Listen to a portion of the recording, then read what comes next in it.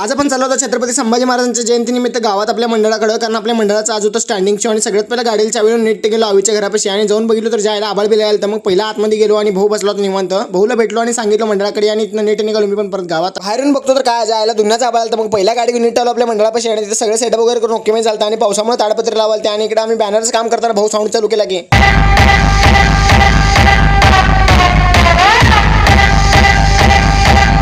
कसं होतं एकदम टॉपचा विषय. मग तेवढंच आपल्याला पण बॅनरचं काम आलं आणि आपल्याला आणायचे होते अँगल बॅनरचे, म्हणून आपण नीट गेलो अँगल आणायला आणि तिथे गेलो पावसात चालू झालं की तास दीड तास काय पावसात थांबला नाही. आणि इकडे पोरं येऊन बघितलं तर मंडळापाशी साऊंड लावून एकदम पावसात बी राडा कराल ते.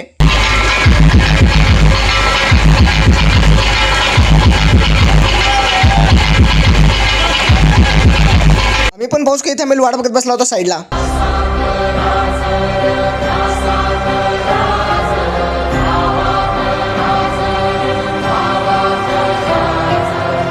पाऊस बंद झालं, महाराजांची आरती वगैरे करून घेतला हो.